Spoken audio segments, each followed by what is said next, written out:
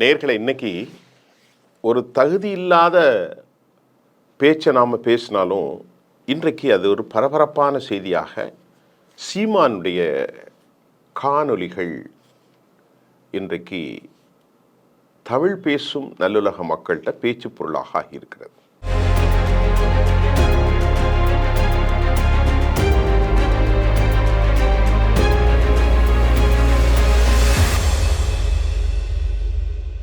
ஐம்பது ஆண்டுகளுக்கு பின்பு இறந்து மண்ணோடு மண்ணாக மக்கி போன ஒரு பெரியவரை அல்லது ஒரு பெரியாரை குறித்து தற்போது தொடர்ந்து எவ்வளவோ பிரச்சனைகள் தமிழ்நாட்டில் இருக்குது.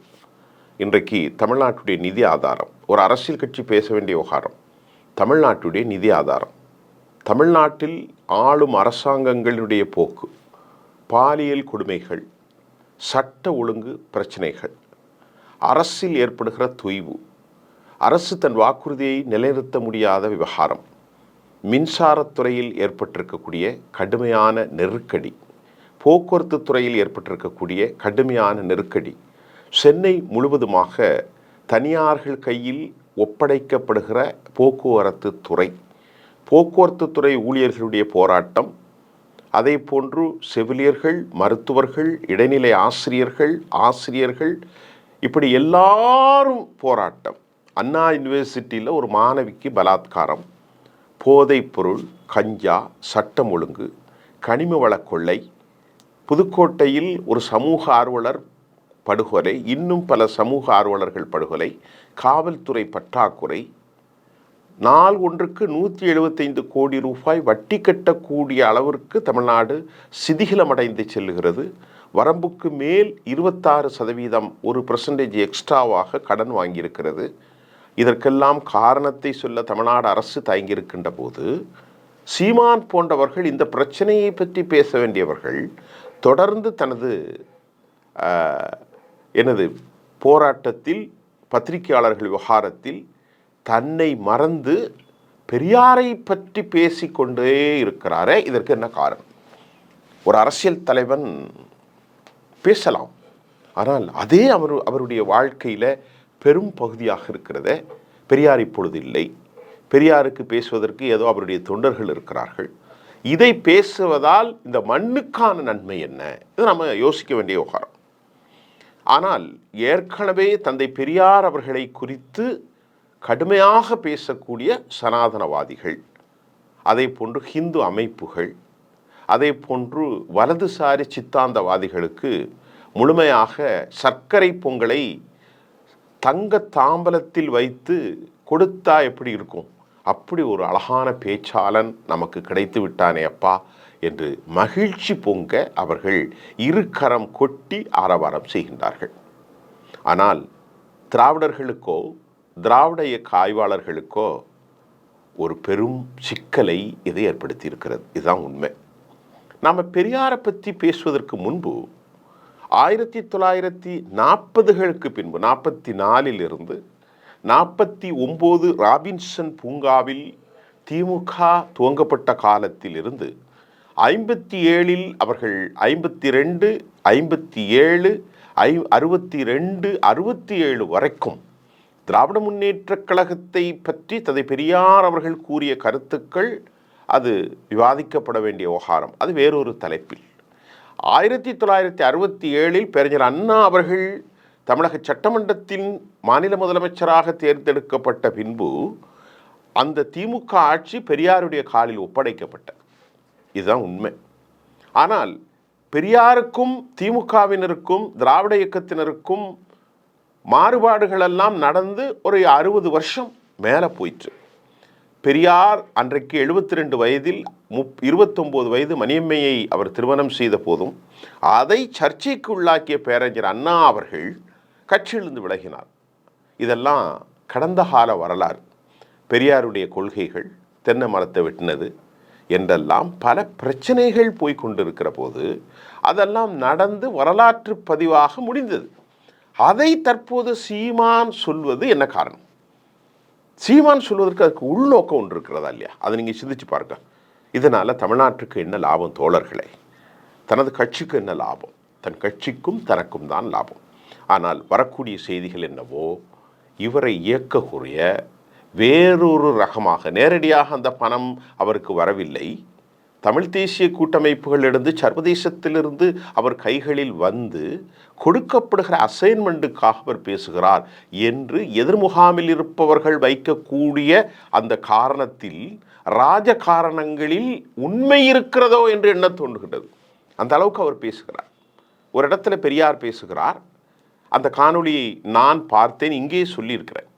அவற்றில் எங்கேயும் தாயையும் அதே போன்று தனது பிள்ளையையும் அக்கால் தங்கையெல்லாம் அவர் உறவு கொள்ள சொல்லவில்லை. ஆனால் அவர் ஒன்றை சொன்னார். இந்திய நாட்டில் மட்டுமல்ல, உலகம் முழுவதையும் தாண்டி மத மரபுகளை அவர் பேசுகிறார். இந்த உறவுகள் எப்படி நிர்ணயிக்கப்பட்டது? மத மரபுகள். ஒரு உதாரணத்திற்காக தந்தை பெரியார் என்ன சொன்னார் என்றால், அக்கால் மகளை திருமணம் செய்வது கூடும் இந்து மதத்தில், அதுவும் திராவிடர்களில். அதே நோக்கத்தில் சொந்த சித்தி பிள்ளையோ சித்தப்பா பிள்ளையோ இஸ்லாமியர்கள் திருமணம் செய்கின்றார்கள். ஆனால் கிறிஸ்தவ ஐரோப்பிய கலாச்சாரத்திற்கு அப்படி எந்த உறவுகளும் இல்லை. அதே போன்று சீக்கியர்களுக்காக எல்லா விஷயத்தையும் அவர் சொல்கிறார். சொல்லிவிட்டு அவர் சொல்கிறார் ஒரு இடத்தில், இதையெல்லாம் இந்த உறவுகள் அனைத்தும் மத அடிப்படையிலே நிர்ணயிக்கப்பட்டாலும் சமயோசித புத்தியால் நீங்கள் அதை நடவடிக்கை எடுத்துக்கொள்ளணும் அப்படின்ட்டு அவர் சொல்கிறார். இதைத்தான் திரு சீமா பிடிச்சிக்கிட்டு, பாத்தியா நீங்கள் அம்மா விட்டு புணரலாம், எவ்வளோ கேவலமான பேச்சு. சமயோசித புத்தி என்றால் அவர் என்ன சொல்கிறார் என்றால், சாதி ரீதியாக நீங்கள் மத ரீதியாக கட்டுப்படாமல் இந்த மாதிரி உறவுகள்லாம் யாராவது செய்வாங்களா? சொந்த தாயை, சொந்த அக்கா தங்கச்சை. அப்போ நீ என்ன செல்ஃப் இன்டர்பிரிட்டேஷன்? அப்போ கேட்கிறார்கள் சமூக ஆர்வலர்களும் திராவிட ஆய்வாளர்களும், ஐயா இவ்வளவு கேவலமான மோசமான ஒரு குற்றச்சாட்டை சொன்னியே, அதுக்கு ஆதாரத்தை கொடுனா ஆதாரம் உங்ககிட்ட தான் இருக்குன்னு சொல்கிறான் மனுஷன். இப்போ அதுதான் கேள்வி. இது எவ்வளவு பெரிய வன்முறையை தூண்டக்கூடிய, தமிழ்நாட்டுடைய மரபுகளை மாய்க்கக்கூடிய யாராக இருக்கட்டும், அது திராவிட பெரியாராக இருந்தாலும் சரி, வேறு யாராக இருந்தாலும் சரி, சனாதனத்தின் ஒரு ஆளுமையாக இருந்தாலும் சரி, இவ்வளவு படுபயமாக பூதகரமான ஒரு குற்றச்சாட்டை சொல்லி கொண்டு ஆதாரத்தை கேட்டால் ஆதாரத்தை கொடுக்காமல் உன்னிடத்துல தான் ஆதாரம் இருக்கிறென்று பைத்தியக்காரனை போன்று பேசுகிறார் சீமான். இது பெரியார் மண் அல்ல, அயோத்திதாசர் மண்ணு, காமராஜர் மண்ணு, அந்த மண்ணு, கக்கன் மண்ணு, வஉசி தாத்தாவுடைய மண்ணு, மாப்போசி மண்ணு, என்ன தீரன் சின்னமலையுடைய மண்ணு, பசும்பொன் முத்துராமலிங்க தேவர் ஐயா அவர்களுடைய மண்ணு. இப்படியெல்லாம் யாருடைய மண்ணென்றெல்லாம் சொல்லிவிட்டு கடைசியில் பெரியார் எங்களுக்கு ஒரு மண்ணு தான் அப்படிங்கிறார். நான் என்ன கேட்குறேன் சீமான்ட்ட, பெரியாரை வச்சு தானே இயக்கத்தை ஆரம்பித்து இப்போ காணொலிகள் வருது. பெரியாரை விட உனக்கு யாரும் இல்லைன்னு சொன்னியே, காணொலி வருகிறது. வாயிலாவிய திராவிட இயக்கங்களை புகழ்ந்திய காணொலி வருகிறது. இப்போ நீங்கள் இப்படி தரம் தாழ்ந்து பேசுவதற்கு உங்களுக்கு என்ன ஒரு தேவை வந்துருச்சு? இப்படி பேசணும்னா கட்சி வளர்ந்துருமா? அது எனக்கு ஒரு சந்தேகம் வருது. வரும்ல ஒரு பத்திரிகையாளர்களுக்கு, நீங்கள் எப்படி பேசினோன்னா உங்களுக்கு சந்தேகம், உங்களுக்கான கட்சி வளர்ந்துருமா? வளராது. அப்போ நீங்கள் ஏன் பேசுகிறீங்க? உங்களுக்கு என்ன லாபம் அதில் என்றால், ஆகவே தான் நமக்கிட்ட ஆதாரம் இல்லை. எல்லாரும் சொல்கிறார்கள் இவருக்கு பெரும் பணம் வருகிறது சர்வதேசத்திலிருந்து.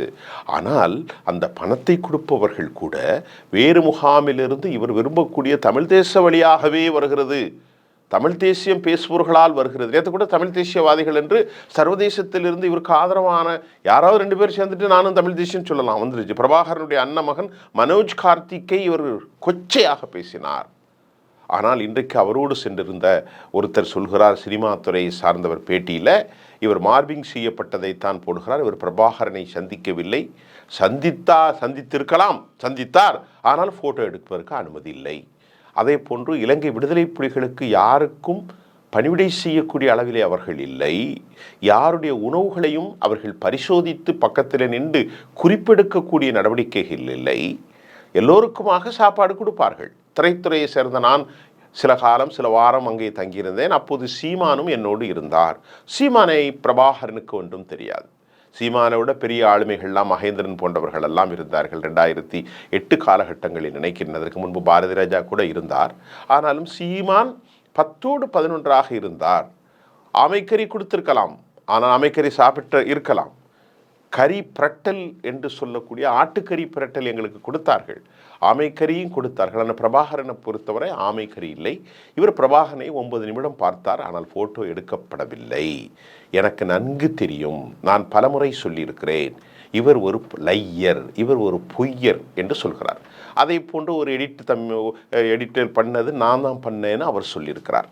அவருக்கு ஆதரவான குரல்கள் எங்குமே இல்லை.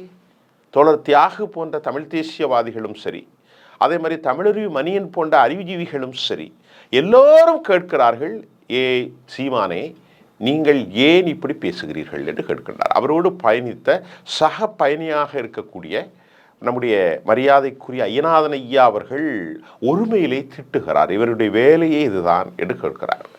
இவனுக்கு பல ஆயிரக்கணக்கான தமிழ் தேசியத்தில் இவன் இதுவரை ஒரு தொகுதியிலும் டெபாசிட் பெறவில்லை அவர் சொல்கிறார். நான் சொல்லலை, அவர் சொல்லக்கூடிய ஒரு வார்த்தையை தான் மரியாதைக்குரிய சீமானை நான் சொல்கிறேன். இவனுடைய வேட்பாளர்கள் யாரும் டெபாசிட் பெறவில்லை, ஆனால் இவனோ ஆயிரக்கணக்கான கோடிகளை குவித்து விட்டான் என்று மரியாதைக்குரிய திரு ஐயநாதன் அவர்கள் மரியாதைக்குரிய சீமானை அவருடைய பாஷையிலே வைக்கிறார். அவர் கூட பயணித்தவர், தமிழ் தேசியவாதியாக அவர் பயணித்தவர். எல்லோரும் சொல்கிறார்கள், பக்தர்களும் சொன்னார்கள், எங்களுக்கும் பெரியாருக்கும் கடவுள் மறுப்பு இயக்கத்தில் வித்தியாசம் உண்டு, ஆனாலும் கூட பெரியார் எங்களுடைய வழிகாட்டி என்று அவர்கள் சொல்கிறார்கள். பெரியாரை நீங்கள் பலவிதமாக கொச்சைப்படுத்தலாம், அவருடைய பேச்சிலே பலவிதமான முரண்கள் உண்டு, அதெல்லாம் தப்பாக சொல்லவில்லை. முரண்கள் இருக்கிறது, பேசியதை மாற்றி பேசியிருக்கிறார், அதுவும் பெரியாருக்கு உண்டு. அதே போன்று தமிழ் மொழியை அவர் காட்டு முராண்டி மொழி என்று சொல்லியிருக்கிறார், அது உண்மைதான். அவர் சாடி இருக்கிறார், வெங்காயம் என்றெல்லாம் சொல்லியிருக்கிறார். ஒரு வெங்காயமும் பூண்டும் இல்லை, உன் மொழியில் என்ன இருக்குது, அறிவியல் இருக்கா, ஒன்றுமே இல்லை, நீ பக்தி இலக்கியங்களை மட்டுமே புதகரமாக பேசி கொண்டிருக்கிறியே, தொல்காப்பியம் அது இது என்று, இதனால் உனக்கு என்ன குப்பை வெங்காயம் அப்படின்னு தமிழ் மொழியை அவர் தாழ்த்தி அறிவு மொழியாக, அறிவுஜீவி மொழியாக ஆக்க வேண்டும் என்று பெரியார் சொல்லியிருக்கிறார்.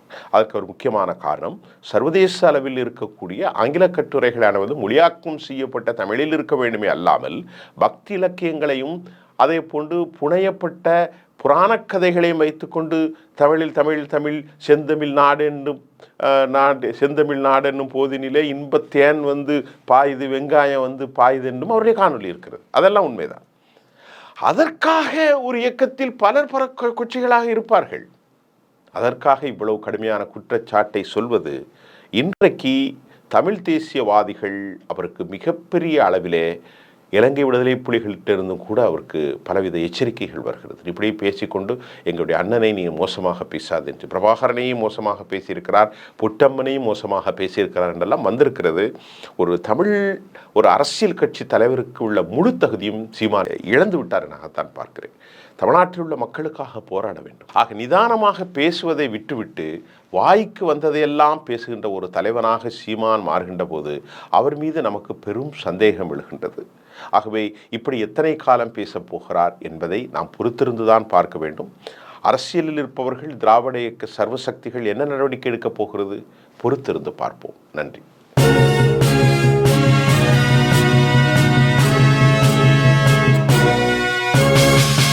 உடனுக்குடன் அப்டேட் தெரிந்து கொள்ள ஜெம் டிவி தமிழ் ஆப்பை இன்ஸ்டால் செய்யவும்.